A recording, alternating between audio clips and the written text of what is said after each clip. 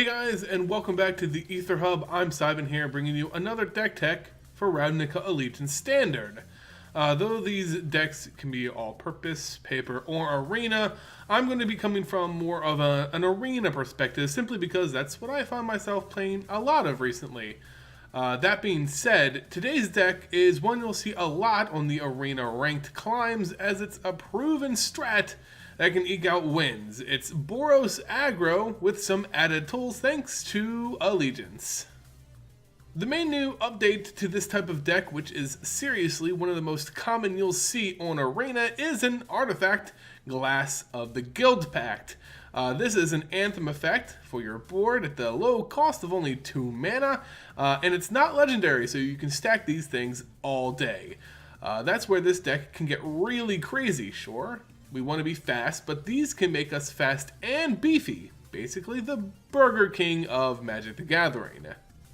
So Glass of the Guildpact isn't without its caveats. As you'll note, it gives only a 1/1 buff to multicolored creatures, and that's where we see a small divergence between this and other standard Boros aggro decks floating around. We'll be focusing on more Boros colored creatures in order to make the most of these artifacts. Because, you know, the creatures, along with this artifact, are the real pride of this deck. So let's get into who's a part of this rushdown. So as I lean in here for dramatic effect, first up is 4 copies of Boros Challenger. This is a stout Boros soldier, 2/3 for only those Boros colors. It sports the guild mechanic Mentor, which can help beef up other tools in the deck and can also be pumped on its own. Not too much to say about this card outside of it's an early drop that only gets better with Glass of the Guildpact down. With these Mentor creatures, we're looking to get as much as we can out of their mechanic. And while we don't have a lot of monocolored creatures in the deck, as you'll come to see, we do have some who can get really big with a buffed up Mentor like Boros Challenger. Speaking of weenies getting buffed, the underappreciated Swiftblade Vindicator makes it in this deck with just 2 copies. It's a 1/1 for Boros colors with a lot of evergreen text. Double strike, vigilance, trample, big text on a weak body, but just imagine it. Get it a Mentor buff, and maybe it comes down with a couple Glass of the Guildpacts out, and suddenly you have all those abilities on a 4/4 body for only 2 mana. That should cause your opponent to pay some attention. A value body that probably would look silly walking down the halls of the Boros Legion, Relentless Raptor, is a perfect addition to this deck, and we included 2 copies. This is a value creature with a 3/3 vigilance body for just 2 Boros colors, with the downside of attacking and blocking each combat if able. Always attacking, hell of a benefit, that's what you're going to be doing anyway. The blocking though, it can set up some pretty awful trades. Still, with a few Glass of the Guildpacts down, maybe your opponent won't feel so enticed to attacking into this thing, and you'll have a great value body on the cheap. Perfect for this aggro deck. Continuing with that dino theme, the Boros-costed Skyterror is the evasive threat that can swoop in for some massive damage once our artifacts are down. Flying is great, menace is even better, and a 2/2 body for only 2 mana that gets buffed by all of our stuff is just designed for this deck. That's why we'll be including 4 copies of this bad boy. Next, we actually step out of the Boros color pair for a few solid white creatures. No, they won't make much use of Glass of the Guildpact, but they're so good that they're included despite that. The first being 4 copies of Adanto Vanguard. This thing has been a major terror in aggro decks for a long time, and continues to be one to this day. The reason it's so strong is that it's a threat that sticks around almost no matter what. Outside of exile effects, Adanto here will always be around to smash your opponent's face. It gets even better with the Mentor mechanic, which should be easy to add those counters because of our multicolor Anthem effect, making this card even better in this deck. And just for some added control against opponents who love their enter the battlefield triggers, a pair of Tocatli Honor Guards. God, I probably ruined that name. This card's annoying for opponents to play around, as ETB effects are some of the most common workarounds in decks on Arena. So essentially, this is an annoyance ad, a counter ad if you would.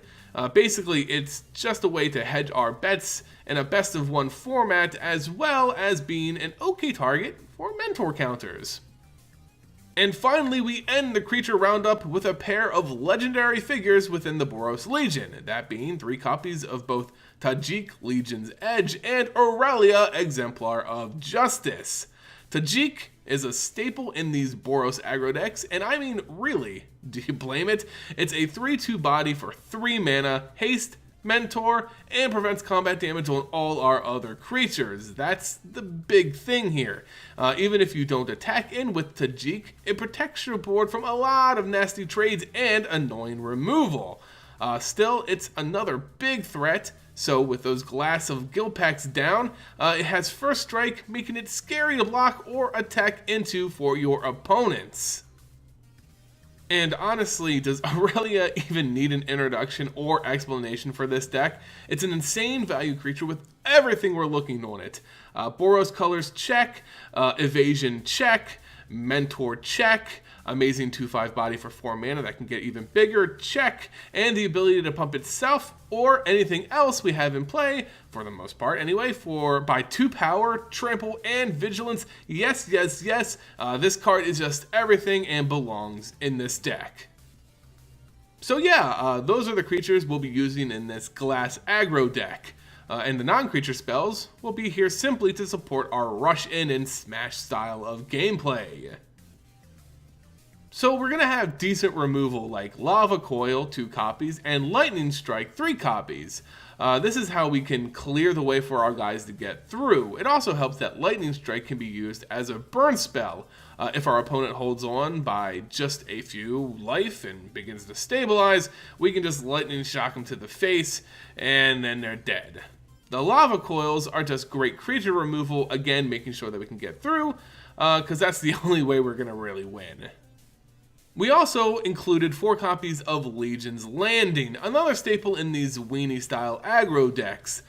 This card's just great value, guys. It gets you a 1/1 lifelink token, and we'll be attacking with 3+ creatures literally all the time, so flipping it is going to be super easy. After it's flipped, Adanto, the first fort, will be a great mana sink and something to do with if we lose our hand.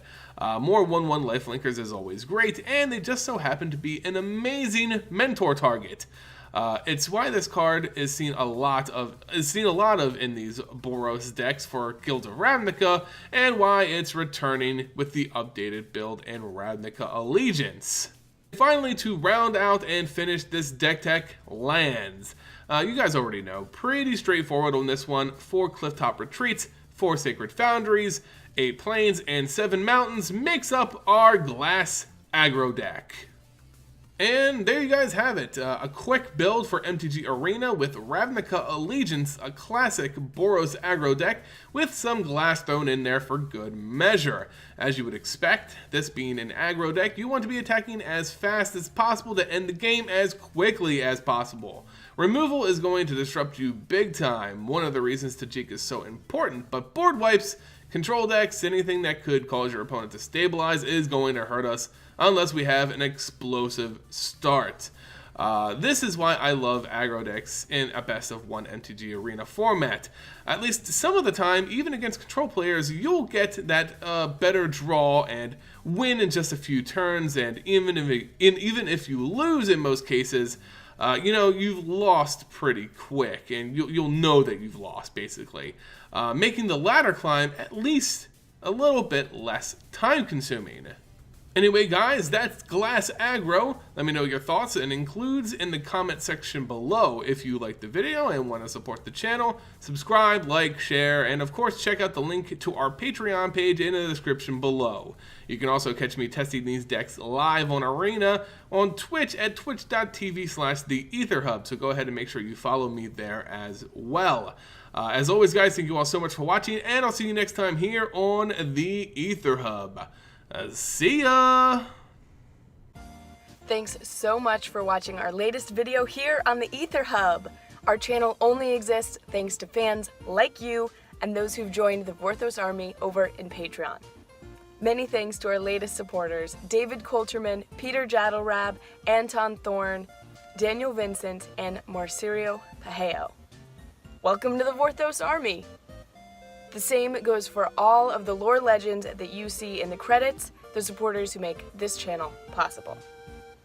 As always, thanks so much for watching today. I'm Carolyn Page, and you are the Vorthos Army.